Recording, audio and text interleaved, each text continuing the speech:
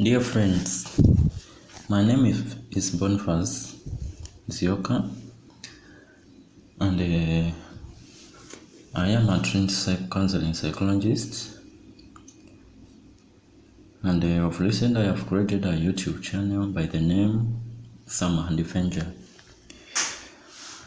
I sincerely ask you to subscribe to my channel so that you can be able to learn some issues that I have decided to begin teaching our community about. I'll be talking in different topics in relation to mental health, among other topics that I will include with time. But as for now, I'll begin teaching our community and society about mental health, because it is an issue which is emerging and which is affecting a lot of people in the community.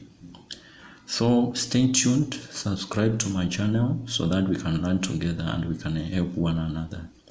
You can always ask questions, you can always comment in my channel, and you can as well refer someone for help or for assistance in case. Or maybe if personally you've got issues, from what I teach, if you realize that you've got issues, you can always reach out for assistance or for referral to the professional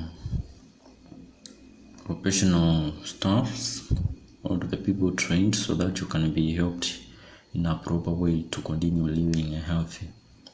So let us begin our topic today about mental health, and I'll begin by the concept mental health definition.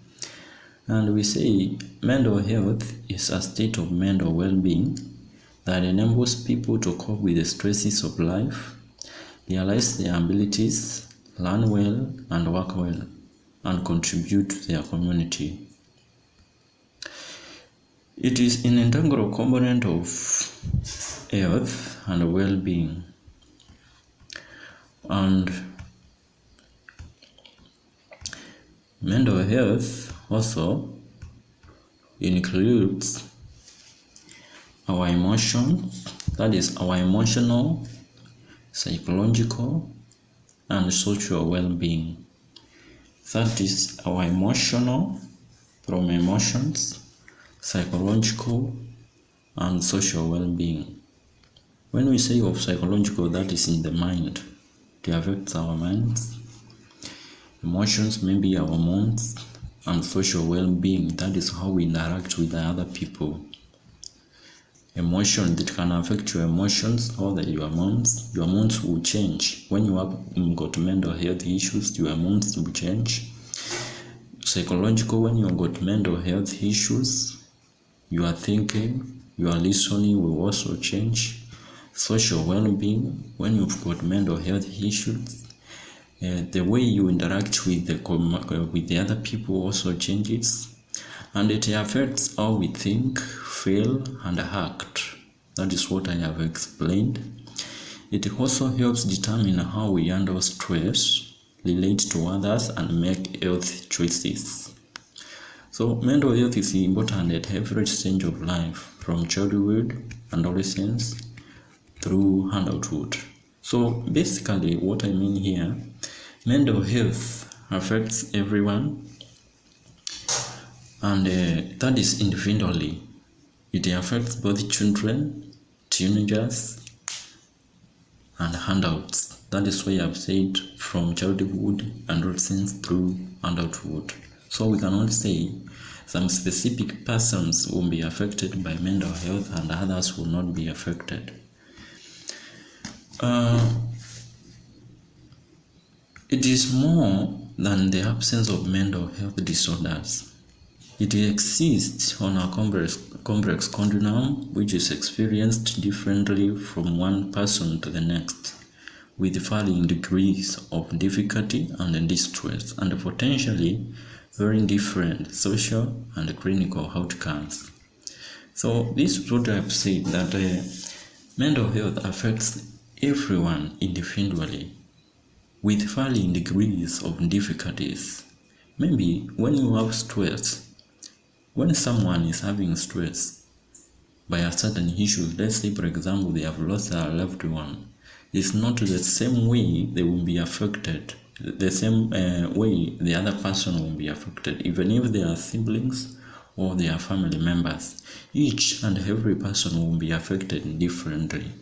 That is why I've said the type of effect varies from one degree to another, potentially very different social and clinical outcomes, and the outcomes are always different.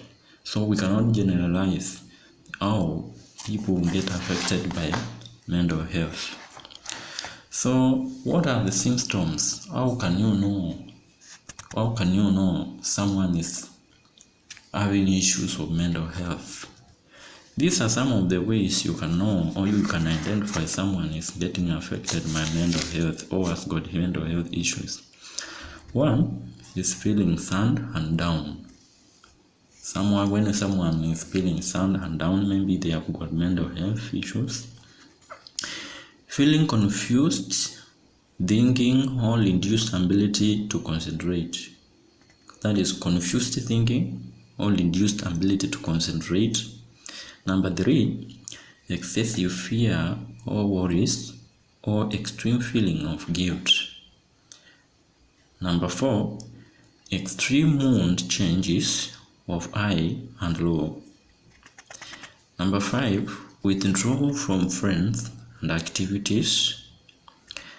Number 6, significant tiredness, low energy, or problems sleeping.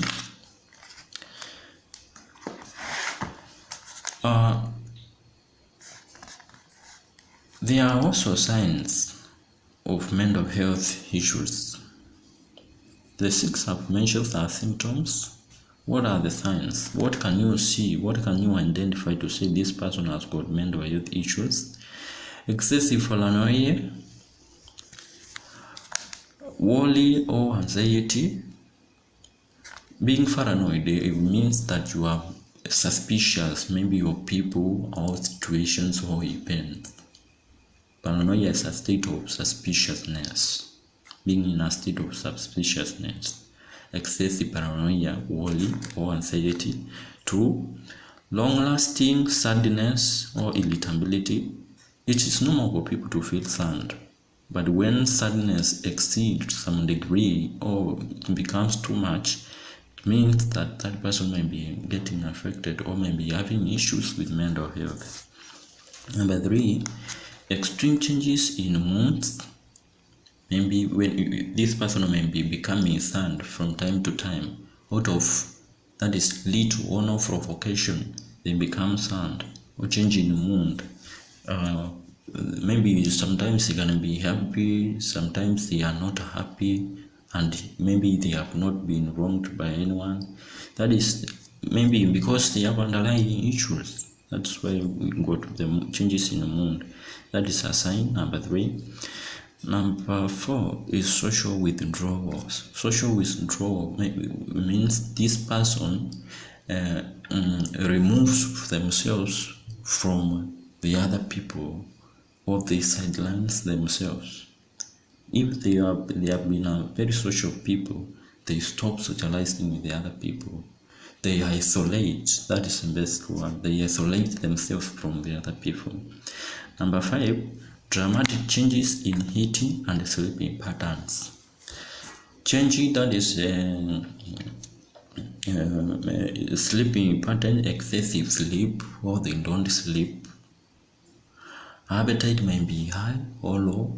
Remember that there above we have said that the effect is different from one person to the other. That is, I mean the effect, not effect.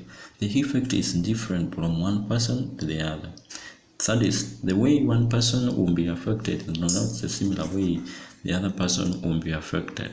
That is why I have said with eating, the appetite may be high or low, or sleeping patterns, excessive sleep or low sleep, and it it is good when you identify that you got these issues to seek professional assistance so that you can be helped, not to a point the situation from escalating to dangerous.